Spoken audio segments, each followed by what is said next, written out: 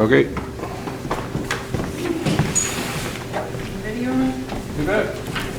Rock and roll. All right, it is now 5 I don't after. see the indicator. We've just I started. don't see the indicator in the equipment. It's on the camera this time. Okay. So it is now 5 or 6 minutes after 7 on Tuesday, October 18th, 2022, and I'll call this regular meeting of council to order. I respectfully acknowledge that we're meeting on Treaty 1 territory, the traditional lands of the Cree, the Anishinaabe, and the homeland of the Métis people. Councillor Chadsey is away today. On the screen we have Councillor Randall Hello. and Councillor Axworthy. Hello, Steve. And at the table we have Good evening, everyone. Erwin Cup is my name. Penny McMorris, Mayor. Lon Turner, CEO. Thank you. Adoption of the agenda. Be it resolved the agenda be adopted as presented. I believe there are a couple of additions. May I have a mover, please? We'll add these. Can I have a thank you, Steve. Second, Graham. Yep. I believe you would like to add the Red River Basin Commission South Chapter Gala Dinner. Yep. Anything else, gentlemen? Just a tax sale. We'll Notice. add some information on the tax sale notice. Steve, do you have anything you wish to add? No? All right. All right, hearing nothing further, all those in favor? Aye. Carried. Thank you, gentlemen. Minutes of the October 4th, 2022 regular meeting of council have been circulated. Be it resolved that the minutes of the October 4th, 2022 regular council meeting be adopted as presented. May I have a mover? Erwin, thank you. Second. Steve, thank you. Any questions or comments on the minutes, gentlemen? No, they look good. Erwin? Nothing? All right, hearing none. All those in favor? Aye. Carried. Thank you. We do not have any delegations this meeting, so we'll move on to our committee reports. I have a Public Works report for October 18th. Fall and winter garbage pickup schedule is now in effect. The seasonal water was turned off on Tuesday, October 11th, and the 8th Avenue water plant is being cleaned up, and the Albert Beach plant. Staff have been walking the lines, opening valves, winterizing pumps, and marking problem areas along the distribution systems for spring startup. Public Works continues to work on the very long list of tree removals and maintenance of paths. Any brush that has been put out on road allowances will be picked up by Public Works. Bagged leaves will also be picked up by Public Works.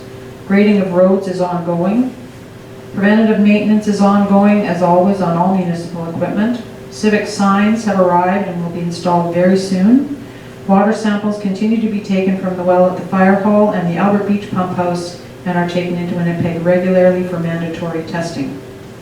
Any comments on that, gentlemen?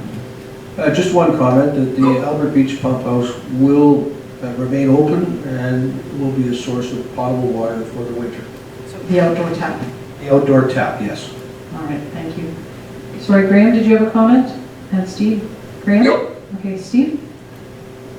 Again, just a reminder for anybody who has any questions is that the water is clean, it is safe to drink. So, yeah, it's safe. Okay, thanks, Steve. Please stop saying it's not. Okay, so we'll move on to finance. So in Ian's absence, I'll call on our CAO to provide an overview, please. Thank you, Penny. Just looking at the end of September there, looking at the balance sheet items, our cash is $196,000 over last year. Taxes receivable, $10,000 more than last year. I'd just like to highlight, this is a report that's 2 months past the tax deadline, and the taxes receivable is over 20% of your total revenue. So that's a little concerning to me. I'd like to see that number around 10% at this time of year. So that goes directly to cash, which helps to pay for expenses that we have, especially for unforeseen expenses, like the extra brush pickup, that kind of thing. So it's important that this number come down a little bit. This is pretty much 90% of the RM source of revenue. So the cash reserves is at 915,000, which is 30,000 above last year, which is good because we've transferred a lot of that out of that this year to pay for the waste transfer site depot and police barracks that went up. But we put more money back into it, so that's staying healthy. Other assets are just our fixed assets and other things on the balance sheet are over 4.6 million, which is down a little bit from last year, due mostly to amortization of those assets, but down below you'll see that they've spent over, or not they, the RM spent over $300,000, which will be capitalized and go into that fund, so that'll improve that number. Our liabilities are 448,000, which is 153 over last year, and most of that is due the balance of the school taxes owing. So that'll come straight out of the cash. So even though the cash is more than last year at this time, it will be less if you take into account those school taxes payable. So, but overall, the balance sheet is fairly similar to where it was last year. Down looking at the annual operating budget for this year, our revenues are down slightly from budget, but we are expecting another half of the gas tax grant to come in and municipal operating budget. Tax penalties will add to that number. I don't know if it'll make it right to the budget number of 3.5 million, but it'll be close. Looking at the expenditures, most of the departments are fairly good. There's a couple that are pretty tight just for some of the expenses that we've had. And then just looking at the remaining 3 months to get us through the year, we should be pretty close to the budget of a net zero, right? So I'm hoping that we'll have a small surplus, so we won't have to dig out, but we'll see when that happens. Hopefully there won't be any unforeseen expenses for the rest of the year. So that's really it for the financial report. Thanks, Lon. Are there reminder letters going out to taxpayers who have yet to submit? Yes, we just sent one at the end of August there, and that did catch a lot of people. They just forgot about it or they lost it and just didn't think about it. So we'll send out another one here in another month or so. Yeah, normally our rate of return on income taxes is generally pretty good. So it's, I don't remember the percentage, but I agree with you, 20% is a bit high. Rowan? Just a couple comments. Once an old finance chair, always an old finance chair. So I did a bit of an analysis. If we look at our surplus at the end of September a year ago, it stood at 508,000 compared to 467,000 this year. So we're off about $40,000. These numbers are a little deceiving because we have to remember that we have very little revenue coming in and we have expenditures. Over the next 3 months, we'll probably burn off about $430,000 in expenses based on numbers from last year. But that will still bring us in, as long as there's no unusual, exceptional expenditures, we'll still come in with a small surplus. So I agree with Lon's analysis, and it's been a very challenging year. We've had many unexpected expenditures, but we've been able to control some issues, some areas where we held back on expenditures. And at the end of the day, we want to try and get close to a balanced budget. So I want to compliment the administration on their review and their maintenance of good control structures. Thank you. Thank you. Graham or Steve have any comments on the financials? Steve? I would only say that given how close that we've been to everything, or sorry, how close that we've been to really squeezing a budget for all it's worth and trying to wrestle with not going over budget, that we really need to thank our CAO and our staff for really sort of keeping, I suppose, council in check, but just really helping us out to manage everything effectively. It really just goes to their credit to show what a fantastic group and team that we've been able to develop. Yep. And we're cutting it very fine as far as a potential small surplus at the end of the year, but we're obliged to dependent fund. That's the way we do things. And having canceled the fall brush pickup certainly helps. All right, thank you, gentlemen. Thanks, Lon. We'll move on to protective services. Steve, would you like to start with the fire report? Oh, whatever. So for the previous month, the fire department received 2 calls in a month. Both were on the arm of Victoria Beach. One call was for a tree in contact with, one call was for a tree that was in contact with a hydro line, and there was sparks. The crews quickly made it to the area safely and took the area down to put out all the embers and eliminate any chance of fire of this fire spreading on the ground. The second call was for a person having difficulty with making dinner. Pizza was probably ordered. Property owners with alarm systems do not always know that the company monitoring their alarm systems have make an automatic call to the fire department.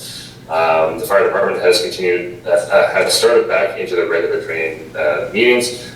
Crews refresh their knowledge and equipment and gear after the summer break from training. The new recruits are doing well, and the fire department is seeking highway levels this year, but still have the fire risk is and will continue to be high in our area until they come up with manage our dead and diseased tree population. And despite this, I would also concur with Graham that I think that we did make the right call with the brush pickup. In the fall, in the winter rather, the fire risk is negligible. It just means that we're going to have to develop a strong plan for the spring so we can get that additional fuel out of the RM. Thank you, Steve. Graham? Steve, a quick question on the tree that was sparking, etc. Did our fire department deploy their foam suppressant system? Have we got any use out of that expensive toy? I'm not sure that they did. For all the expense that we've put towards it, I think the most important thing to remember is that particular piece of equipment can be used by one person. So whereas the truck has to have multiple people, if there's any issues with getting people there in an expedited process, you can get one person into the truck, they can into the foam suppressant vehicle, and they can tend to the fire almost on their own.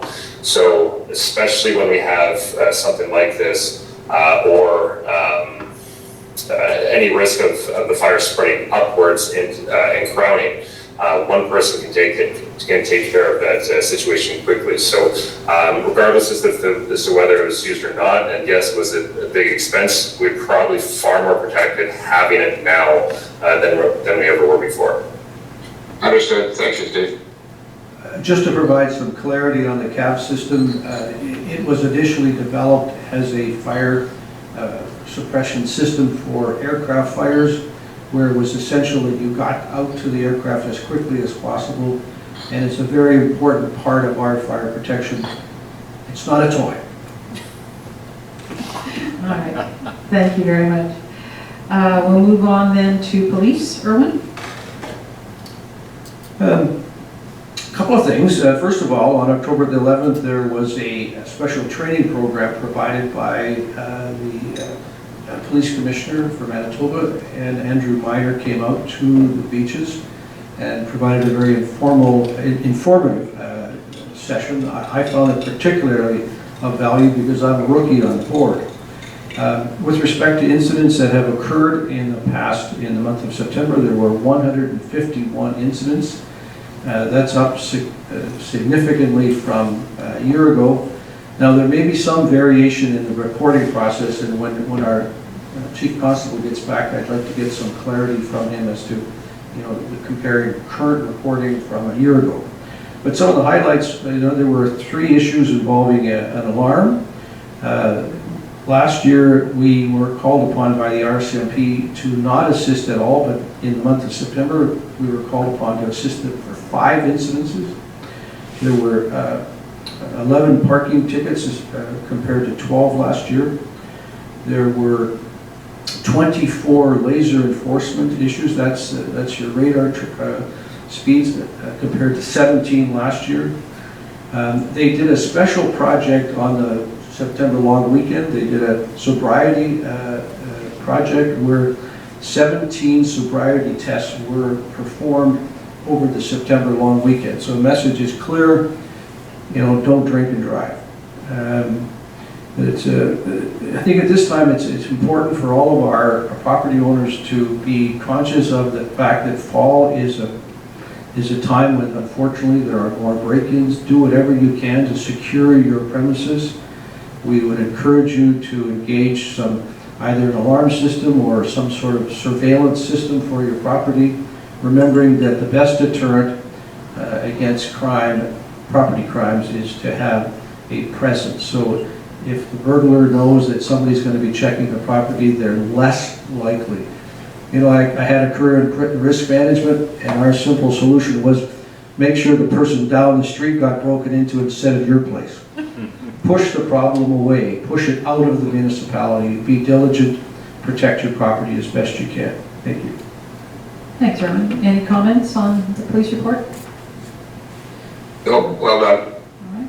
And I just wanted to note real quick that there was $1,000 fine issued for a firearms offense that related to a pellet gun. So I know that there's a lot of people, I've run into a lot of students who have those types of weapons, and they are illegal in Victoria Beach. And quite frankly, they're not employed. So yeah, I figured I'd just bring it up for anybody who's not in the know. Thank you, Steve, for pointing that out. I neglected to highlight that, but it is very important. all right.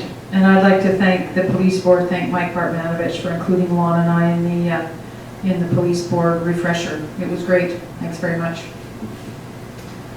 On to special events. I do not have any report. There is no special events. So we'll move on to the golf course. And Ian is away, but the golf course is closed for the season. Many thanks to Carl and his crew for keeping the grounds and the club in such great shape again this year. A reminder that our golf course is turning 100 in 2023, and I've been in touch with Carl to work on some centennial signage for the golf course and for underneath the welcome sign at 59 and Safi Road before he heads south for the winter. So we'll get that going for 2023. Any questions on golf? All right, moving on to municipal buildings. Councillor Randall. Okay, municipal buildings, a brief summary, and I'd like to express my thanks to our mayor for filling in for me while I'm away on a family health matter, so thank you, Penny. A few items to report. The Albert Beach Accessibility Project, I'm told that the clearing is probably going to begin this week. The tank has been ordered, Safe Haven is advised and ready to spring into action as far as the structure. And the only outstanding item is that we'll have to equip Lon with necessary details so he can order the mats. Item number 2, police accommodation rental at 41 Hampton. Lon is well aware that we're looking into dealing with a couple of issues there that have arisen, and I don't think there's anything that we can't handle. With the Moonlight Inn, there's several issues relating to the shutdown, and they are being addressed. Penny, you and I have communicated on that subject, and we're considering a few possibilities there. As far as accessibility, the quotes are all in place, and the application is in process for the Village Green washroom, an accessible Village Green washroom, and the golf course ramp. We finally got all those pieces put together for our friend Rod to proceed with the grant application. To the best of my knowledge, and Penny can comment on this more intelligently than I can, I believe all the buildings have been shut down and putting in prep for winter. Mitch is working on all of our buildings as we speak, and some of them are already a little frozen, so he's doing the best he can. Yes, I talked to Mitch several times today, and he confirmed that he had shut down the barracks. Now, I said a brief addenda to my report later this afternoon, follow-up to the original. There's two other items that require our attention. We need some backfilling around the perimeter at both the barracks and the bakery. We've been cautioned that there's raccoons around, and if they get into that barracks building, they're capable of tearing the hell out of that beautiful new building. I've sent all the necessary information off to Long in the last 3-4 hours. You'll get it. Anyway, we have to arrange for backfilling at the barracks.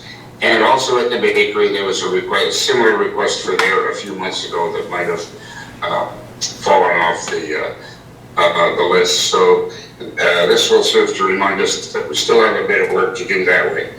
And last but not least, on the subject of police housing, we're going to have to decide, hopefully in the next few months, so this winter, we can't leave it till the last minute. Are we going to buy another building, or do we have to start a search for rentals in the hope that things are starting to loosen up a little bit? We can't let that get away from us. With the Hampton building was only supposed to be a temporary accommodation, so I'll remind council that we still have some work to do there. If we decide to buy a building, there's an enormous amount of work that takes a lot of time, and I'm happy to do it, but we'll have to make the decision. And that completes my municipal buildings report. Thank you. Thanks, Graham. Any comments? Erwin? Graham, just to clarify, the clearing at the Albert Beach Accessibility Washroom started today. Wonderful. And I know Penny was there to make damn sure it was done right, so I feel comfortable when she's in charge. Yeah, I met with Randy Thomas there on Sunday at about 10:30, and he knew what he was doing. How much bush did we wind up with for cover? 12, 15, 16 feet? Well, Erwin saw it today, so. There's a reasonably good layer of brush between Safi and where the washroom parking area and building are going to be. I'm a little concerned that it's a little further down the pathway, so we're going to have to take a look at where we position the swing gates to restrict traffic. But that's a question for spring. Even if it's a little bit sparse, we can plant a few trees so it looks good. So thank you for that. Oh, there's just some really big rocks. Yeah, Randy was aware of those rocks, but it's all good so far. Great. All right, thank you. That's great, thank you. All right, thanks. Doctor's committee or doctor's office, Steve? Well, the full report is in. I've made a few just tweaks so that I'm not boring everybody to death, but there I go. It's been a very busy year at Victoria Beach Clinic. In June, the annual cleanup for doctors was underway. The clinic and property took place then. Many volunteered their time to help prepare for the upcoming season. The turnout certainly underscored the important role for the doctors clinic to play in our community. We opened with one doctor for 2 weeks, then one doctor each week till August 21st, 2022.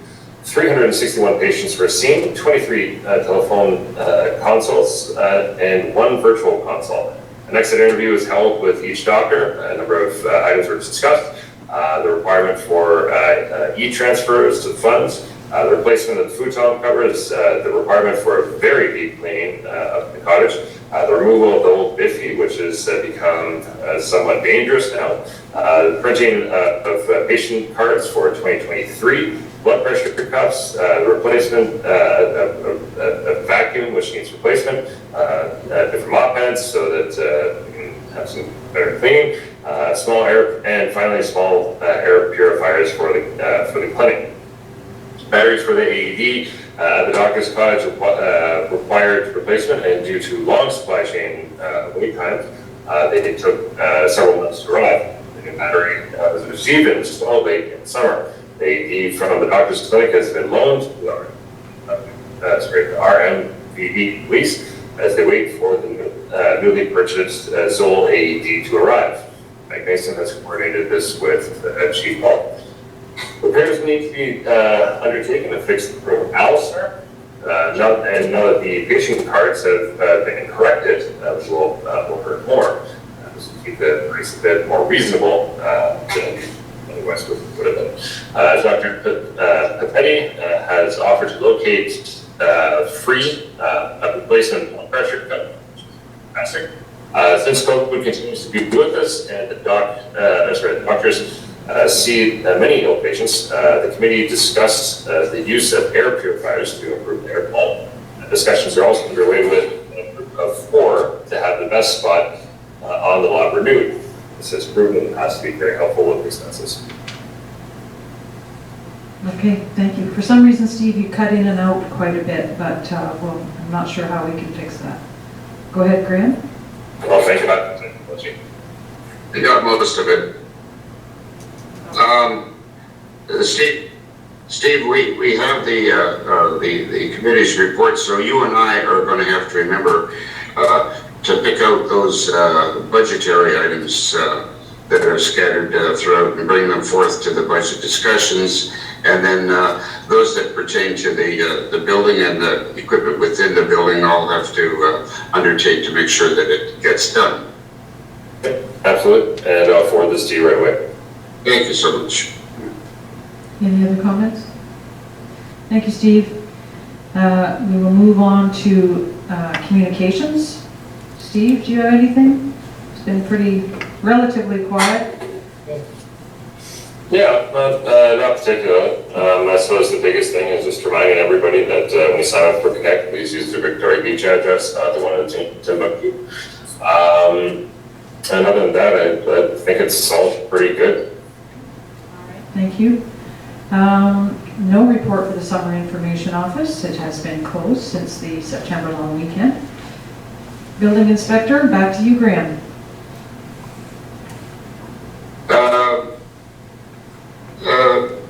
Building Inspector report. Thank you to our Inspector Curtis for submitting this to us. He reports as far as permits issued for the month of September: 2 main buildings, 2 bunkhouses, 4 additions, 1 shed, 2 decks, 1 renovation, 2 development permits, those are becoming more and more important, and 1 demolition permit. Total value of construction permits $746,800. Fees collected $7,490. The year-to-date figure is just over $5,220,000 year-to-date, and the permit fees collected year-to-date, which is important to our balancing the books, is $52,049. Thank you for your report, Chris. Great, thank you very much. Any questions? All right, thank you very much. Moving on to accessibility. As Graham stated in his report, we're moving forward with the Yellow Beach Accessibility Project, and the ground is being cleared. We have a resolution later in the meeting to deal with an updated resolution for the Village Green Accessible Washroom grant proposal. Once we get that done, we can get the resolution to our grant writer and get the grant completed and sent off, I hope. And as Graham's mentioned, this washroom will be a standalone washroom situated very close to the 2 existing washrooms near the playground and the tennis courts in the Village Green. And the Accessibility Committee is having a virtual meeting Thursday night. Any questions or concerns? Hearing none, I'll move on to Heritage and Trails. Steve? Heritage, just again, the volunteer award is up on the website, so if you know anybody needs recognition inside the community, please go over and fill one out for them. One of the things that I keep hearing is that, well, this person doesn't really want to be recognized, or, this person's not, this does it for, to be nice or because it thinks the right thing to do, but really that's kind of the point. Instead of doing it out of their own kind heart. So, let's recognize these people. I know that people are, the really good ones are shy to, get acknowledgement for the work that they do. So, it's better as a surprise. So write one up for them and they'll be shocked and they'll be happy and they get to say, oh, wow, people actually notice and care. So please go fill it out. And as for trails, still not snowing outside, so I got nothing right now. Okay, thanks a lot. Any questions, gentlemen? All right. Nope. We do have an addition to the committees, and that is the Board of Revision. Councillor Kumka, Councillor Randall, and myself sat as the Board of Revision on Wednesday, October 12th at 1 p.m. in the Winnipeg office. We heard presentations on behalf of 13 appeals from the property owners and the assessors.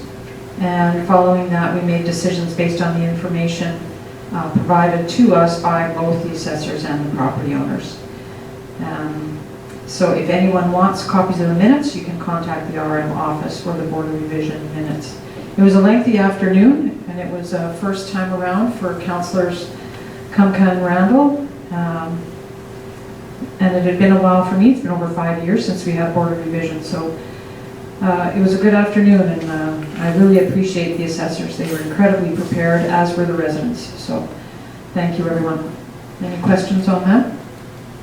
Just a couple of comments. When it comes to paying taxes, none of us get really excited about paying more taxes. The basis for those taxes are the assessed value of your property. Albert Beach has seen a significant increase in the assessed value due to the existing sales which were confirmed. We had a good debate back and forth about the value of the property versus the value of the building. But at the end of the day, when the property sells, the building and the property sell. And it's that top end number that really drives the accessibility assessment. So, as I say, when it comes to selling your property, you'll be happy. When it comes to paying your taxes annually, you probably won't be as happy.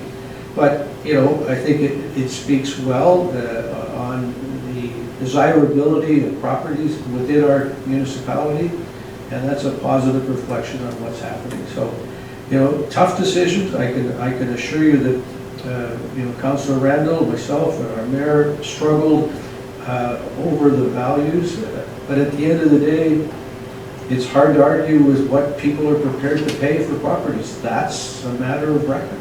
So, I just wanted to make those comments. That's a good points. Good points, Erwin. And just as corollary to your comments, I found it very interesting that out of those people who were appealing their assessments, the ones who we had occasion to ask, every one of them would ask quite a few more dollars if they were to sell their place today than what they were assessed at. All right. Thank you, gentlemen. That is the end of our committee reports. So be it resolved to accept the monthly committee reports as presented. May I have a mover? Erwin, thank you. I'll move that. Oh, Graham, you can second that for me, please, and Erwin has moved it. Any further comments, gentlemen? No. Hearing none, all those in favor? Aye. Carried. Thank you. We will move on to accounts and finances. Be it resolved that the following list of accounts be approved for payment. Accounts payable checks 10661 to 10705 in the amount of $89,658.17. September payroll, including all staff and council indemnities, in the amount of $197,428.48. That is over 3 pay periods. And visa statement dated 21st of September 2022 in the amount of $2,302.79. May I have a mover? Erwin? I'll move that. Oh, Graham, thank you. Erwin, second. Yep. Thank you. Any discussion, gentlemen? I looked through it and I don't see any irregularities. It looks fine to me. Erwin? Just one comment on the visa bill. We normally get a brief description of what the expenditures were, so there was nothing unusual on that visa bill in terms of amounts, but it would be useful if you could just make a note on the bill as to what the item was for. Yeah, it used to be handwritten on them. Correct.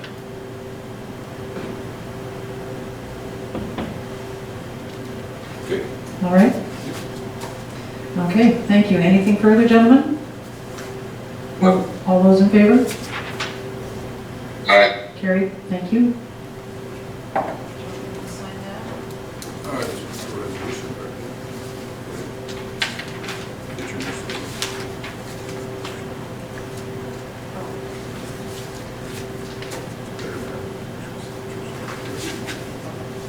All right, thank you. Moving on to other business.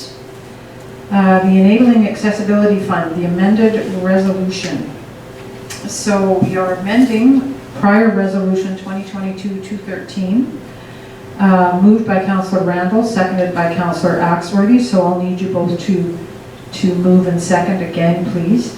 Be it resolved to approve the submission of grant applications to the Enabling Accessibility Fund for Village Green Accessible Washroom, Accessibility Ramp, and Deck Extension at the VB Golf Course. That resolution was carried. So we're moving on to the new resolution, or amended resolution. So it will be moved by Councillor Randall, please. I'll move that we accept this. Thank you. Second by Councillor Axworthy, please. Thank you, Steve. Be it resolved to approve the submission of grant applications to the Enabling Accessibility Fund for Village Green Accessible Washroom, Accessibility Ramp, and Deck Extension at the VB Golf Course.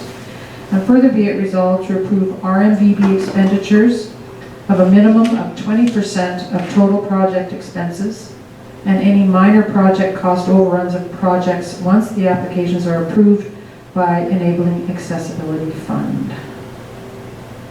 Any comments or concerns? Erwin? What is minor? I guess we'll have to determine that. Less than, To be Less than determined at the $1,000. time of request. Yeah, what was that, Graham? Under 10,000 probably? That would be reasonable. probably less than 1,000. It was a requirement that Rod brought to our attention almost after the fact. It's a minor detail. We don't really anticipate any, and to my way of thinking, minor is less than $1,000. Well, let's hope that's all it is.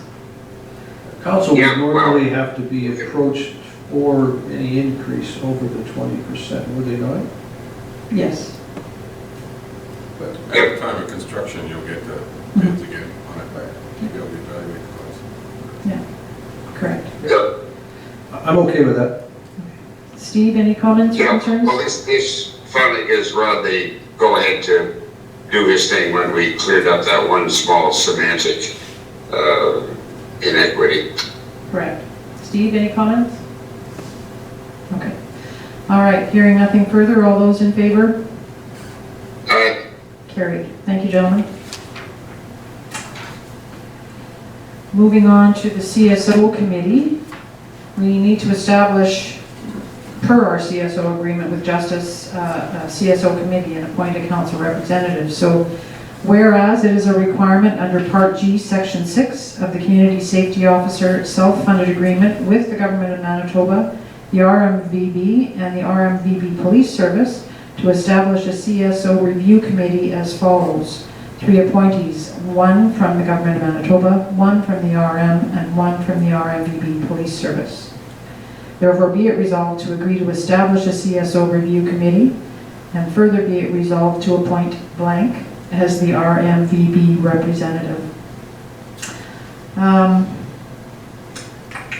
Point of order, can I ask for a mover, or do we need to fill in the blank first? Well, you can't move it, so we would need to have someone make a recommendation to who that representative from the RMVB would be. All right. I'm willing to stand on this committee if that's all right with everyone. Erwin is on the police committee. Steve is in Erdl.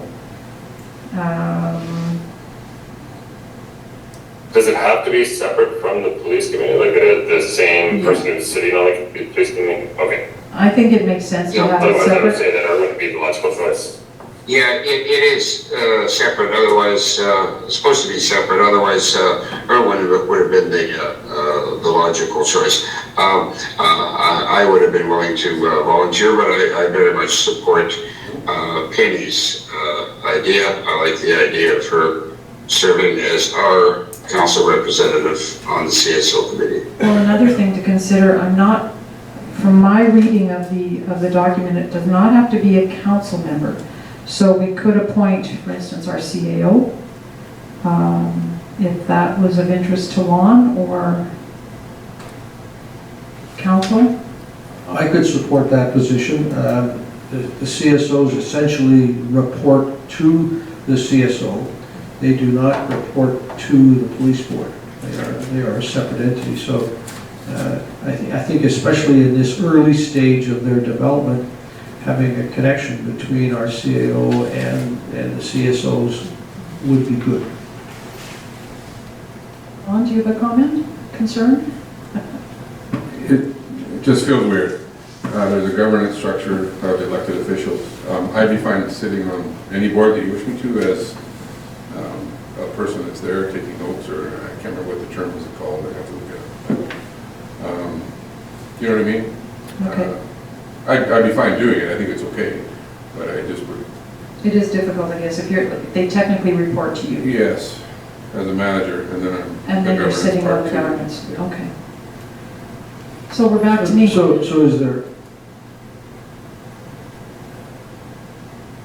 well, as the senior elected official, is it a good idea to load you up with more work? I'm not sure, I sit on the police board. Does that put me in a position of conflict with the CSOs? The two functions are certainly interrelated. If it would be council's wish, I'd be prepared to sit. It's not as onerous a responsibility as the police board. Because it's. I was just going to say the police board is also appointing someone to this committee, Yeah, so oh, the police. The police, not the policeman, or police. the police service. Province, Sorry, the no, police service are appointing And someone. the community. I'd be fine if you put my name down. You could try it. If it doesn't work out, I don't mind. Go ahead, Graham. Penny, what do you think about Lon's expression of interest? Well, I see his point. I mean, it's hard to be the employer as well as sit on the board. I see that. I think from the police board perspective, you have a different perspective and a different role. Yeah, Steve, you had your hand up Well, too. Sorry, Graham. Go ahead. I'm not as comfortable with one sitting on it for really that reason, right? I mean, I'm sure he do a phenomenal job, but it really comes down to the fact that, he's their boss, and then he's also sitting on the board. It just isn't, yeah. I like Penny for this, as I've stated previously, but we have to be concerned about workload. Penny, you've got so many things on your shoulders already. Well, I think I have to give ex-councillor Bartmanovich and our current police chief a lot of credit, and Tony Ayer, who's our senior CSO. They've done a lot of the legwork already. We've got the contract signed. It's just really a matter of, I don't know what it's really a matter of. It could end up being more than I bargained for, but if that's the case, we can make a change after a year or whatever, right? I'm not stuck in there for a determined period of time. Not stuck, but I'm. Okay, well, Erwin, who do you like? Well, really, the responsibilities are just to review the annual report that I'm going to be creating. So that's the conflict for me, I guess. And the financial report and any other program information as it comes up. So that's where I kind of feel a little weird, because I'm the one preparing the report. If there were any but complaints. you just have to give yourself a high five. Basically, like, good job, right? I'm assuming if there are any complaints about the CSOs, those would come to this board, this little committee, Yes, there's right? a, There's a process for there is a process in place for the CSO for sure. Yes, So- it's in the agreement. Yeah, so I don't really believe it's gonna be that onerous, but if you're willing to let me take a run at it, then we can reassess around this time next year. My only Okay, concerns absolutely. are related to, we encountered a number of unexpected financial expenditures with respect to the establishment of the CSO. Those are done now, and so that shouldn't happen again, but, you know, being a numbers person, you know, I want to make sure someone's taking a close look at the CSO budget and make sure it's being adhered to. That'd be our CAO. And I'd be presenting to this. Correct. Yeah. So it'd be kind of a joint venture between you two. I'm okay. All right.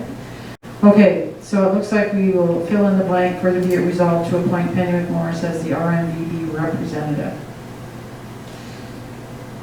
All right, may I have a mover? Erwin, thank you. So moved. You're a little slow there, Graham. I'll put you on second. Okay. Any further discussion? And thank you for the Nope, discussion. we've done this too. All right, all those in favor? Aye. Carried. Thank you, gentlemen.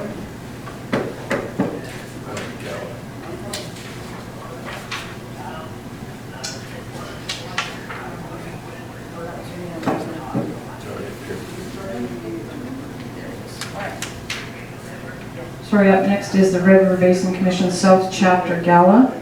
Be it resolved to approve any council members who wish to attend the Red River Basin Commission's 7th Annual South Chapter Holiday Fundraiser Gala on Thursday, November 17th, 2022 in Morris, Manitoba, with all expenses covered as per RMVB policy. May I have a mover, please? Erwin, thank you. Second? Graham, thank you. This is something that Erwin and I have attended prior to COVID, as we both are on the Red River Basin Commission Committee, and I'm the Vice President of the North Chapter. I will probably attend. I'm not sure about you, Erwin. Well, I'm taking a look at it. It's a busy week, but it's a very interesting opportunity to meet with other representatives of the municipalities that border on the Red River Basin, and it's been a learning experience for myself, so I would look forward to attending again. Thank you. Anybody else wishing to attend? We're going to carpool. Let's hope, yeah. All right. Any further I discussion? would, but it conflicts with my work schedule. So unfortunately, that's, That'd be a bit of a hike from Bertle to Morris. yeah. Yeah. All right. Any further discussion? All those in favor? Aye. Carried. Thank you. I think that's it. Am I missing anything? In terms of other business? Okay. So moving on to correspondence, and I know there was something coming, something from the residents on Beach Crescent about drainage. And Erwin, my understanding is you were going to discuss this? Yes, Graham and I attended to the property at 30 Beach Crescent about 2 weeks ago.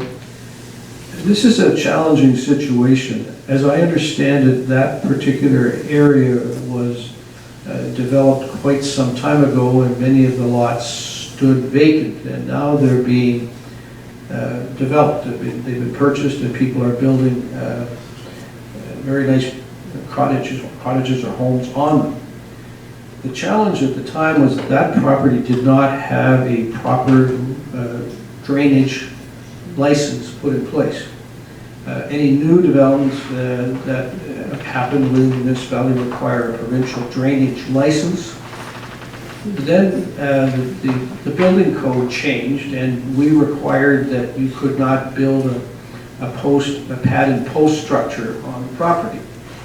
And in the old days with the pad and post, drainage was less of a concern, because if water got in underneath your cabin, it just eventually evaporated. Now you have to put in a full foundation, either with a full basement or a partial basement, drainage facilities such as a sump pump and so forth. The problem is that this area, this development does not have adequate drainage. So the problem is that a couple of the property owners, in particular the one at 30 is facing, is when if springtime comes and they pump, their sump pump cuts in, there's nowhere for the water to be drained. They're running a very, very long piece of drainage pipe out to the ditch, which is about, it's probably close to 100 feet long. The problem in the springtime, if you have a freeze-thaw situation, that line could easily freeze up, and you could end up with a basement or a sub-basement full of water. The challenge that we have is we now have this new building code which requires building owners to build the sub-basement, but we don't have adequate drainage. So the problem then is, whose problem is that? Is it the municipality? Is it the property owners? And I think what needs to be done is we need to consider engaging the services of a professional engineer. The two property owners are in fact themselves engineers by training, and they're concerned about drainage, but they recognize that they cannot just unilaterally go along and build drainage, which would be impacting on their property and their neighbors. So I think we need to give some serious thought to engaging the services of an engineer to get some advice on how we can solve this problem. I have a detailed letter that has been sent to me and to Graham Randall, which I will forward to our CAO for consideration. It's a nasty conundrum. We're literally between a rock and a hard place. Yep. A wet place. This correspondence comes from a respected member of our community who is himself an engineer who, as Erwin has pointed out, what it boils down to, we are being asked to consider hiring somebody like Stantec to do a $2,000 or $3,000 overview that could lead to the design of a more appropriate drainage system, which would then become a public works matter. But I know Council will decide, but I believe that Erwin and I are somewhat sympathetic to these residents who are developing on this property because the building code has been changed, and they didn't want to come right out and accuse us, but we were negligent in not ever providing a coherent drainage plan for this area because it wasn't needed at that time. So who do we hang this on? It's easy to deal with the preliminary overview study. From there on, it starts to get a little bit more expensive, but we'll have to take it one step at a time. Is it the RM's responsibility to at least analyze this problem? I think Erwin and I generally believe yes. Is that true, Erwin? Yes, I would suggest that we ask our CAO to review the correspondence and come back to us with some suggestions. You know, we're between, a difficult situation. Councils of many years gone by and the province did not require the drainage license.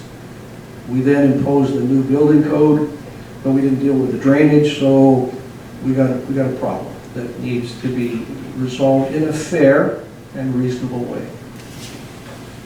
All right. So The one thing we have to be cautious of is precedent. Right now, we don't know how many other regions might be suffering from the same issue, but we can only deal with them as they are reported and brought to our attention. So, But to be clear, drainage is the municipality's responsibility. yeah, it is. Well, we'll let our CAO have a look at it and maybe make some calls and come back with us to, oh my dear, come back to us with some information. Yeah, I would certainly agree with that. Thank you, Penny. All right. I know we do not have a drainage plan in our municipality. We never have had one. Laurier does. Well, but the general municipality does not have one. And I think there are Yeah. probably specific areas where, as you said, Graham, a precedent could be set. There are specific areas that may certainly benefit from them, but we Well, have to be Erwin careful did here. mention the fact that this meeting was no sooner concluded than we wandered over and met with another resident who had written to us, and he has a much simpler, but a similar issue that also has to be addressed. He has not yet seen fit to communicate with council, so that's on hold while we address the one that's before us. That is correct, Ray. We have not received a formal request or correspondence from that individual. But Yeah. they do have a, And I'm not they going do have a to problem. Right. Yep. So we can, I'll definitely, no all right, drainage we'll plan. leave this with you. Yep, for Thank sure. you very much. Thank you.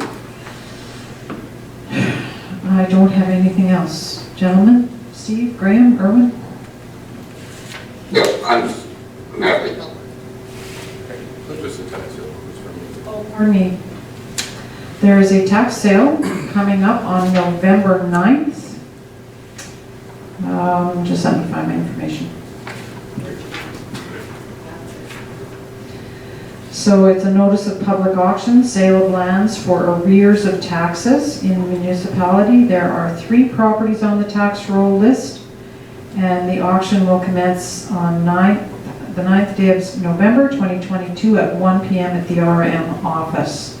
If you have any questions or would like to know what is available, please contact the RM directly and ask to speak to either Lon or one of the staff. Or tax service too. The notice is on the website. I can help you out as much as I can, and we can get tax service to help other questions that we can. And this is, last year I think it was done, or 2 years ago it was done virtually. This year it'll be in the office. Correct. Okay. And there may Do we have to take out some of those ridiculously expensive newspaper ads for this tax hit? Tax services take care of all the advertising, but of course they bill us. for- Oh, that's right, yeah, they look after everything other than. And all the Okay, expenses thank you. get applied to each roll number, which hopefully the RM will get Yep. back once the property's sold. And as always, any of these 3 properties can pay what is owed up to the day of the tax sale, correct? Yeah. And then they will not be on the tax sale, so, but right now there are 3. Any comments? All right. Hearing nothing further, be it resolved, the October 18th, 2022 regular council meeting be adjourned. Next regular council meeting to be held on Tuesday, November 1st, 2022 at 6 p.m. at the Winnipeg office, 705 1661 Portage. May I have a mover? Steve, thank you. Second? Graham? Erwin? Erwin, thank you. All those in favor? Okay. Carried, thank you. And thank you, I forgot to thank our amazing crew here at the social scene for setup and takedown. So thank you, Dennis and Frank.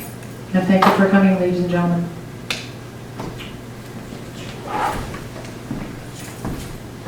And thank you again to our friend Mike Bartmanovich. Sticking this show all together. Mike Bartmanovich, resident.